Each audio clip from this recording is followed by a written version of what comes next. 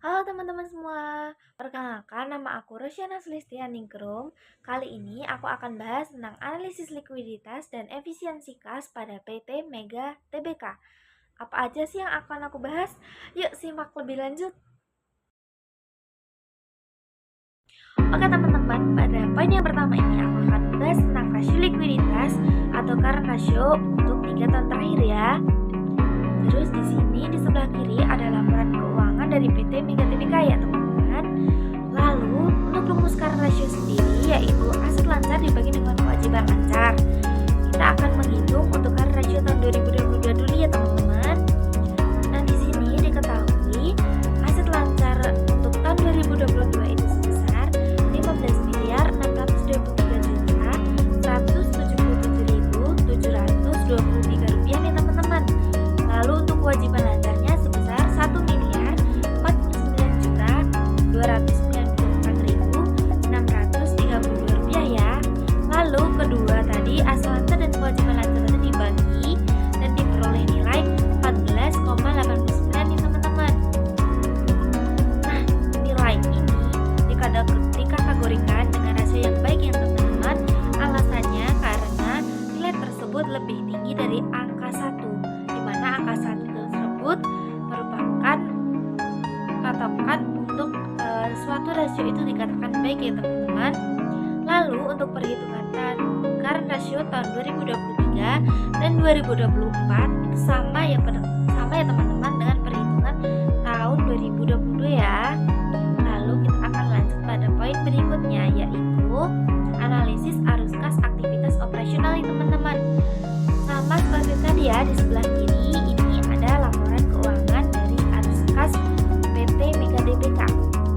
Di sini kita mengetahui nih untuk saldo tahun 2022 sebesar 2 miliar 47 juta 78.788 ya teman-teman. Lalu untuk tahun 2023 ada minus 1 miliar 425 juta 394.780 rupiah. Lalu naik pada tahun 2024 sebesar 502 juta 432.910 rupiah nih teman-teman. Terus kenapa sih pada tahun 2023 itu dikurung atau minus? Itu karena kas keluar itu lebih besar daripada kas masuk nih teman-teman.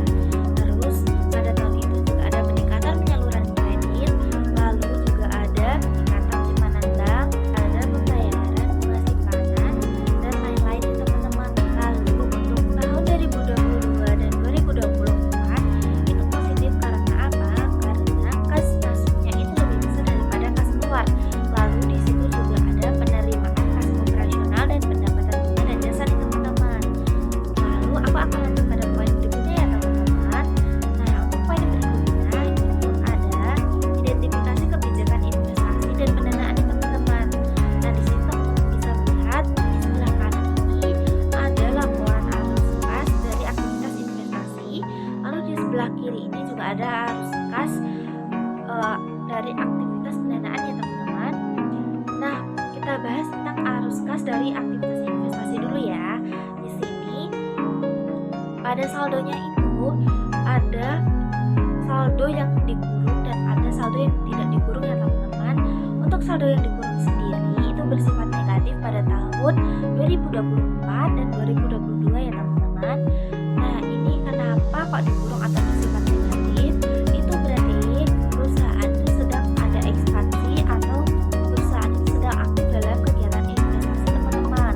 Lalu untuk yang tidak dikurung atau bernilai positif pada tahun 2023 itu berarti perusahaan sedang menahan atau mengurangi investasi atau juga perusahaan itu sedang menjual investasinya ya teman-teman. Lalu kita lanjut pada arus kas dari aktivitas pendanaan. Di sini kenapa nilainya itu dikurung semua? Karena di sini perusahaan itu sedang melakukan pembayaran liabilitas sewa teman-teman, atau perusahaan itu sedang melakukan pembayaran kewajiban mereka ya. Oke teman-teman, aku akan lanjut pada poin yang keempat. Apakah perusahaan agresif dalam investasi atau pelunasan utang ya? Nah di sini teman-teman bisa melihat tabel yang aku kasih. Di sini untuk tahun 2023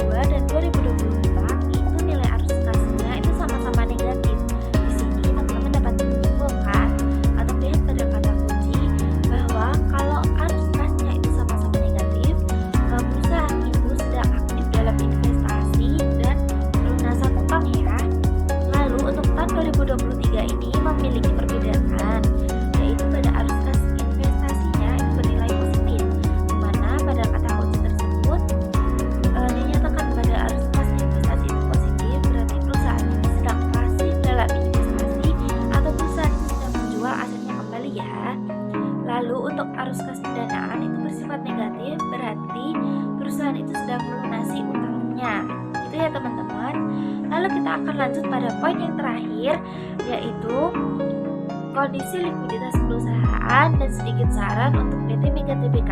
Di sini aku akan menyimpulkan kondisi likuiditas perusahaan PT Mega Tbk ya teman-teman.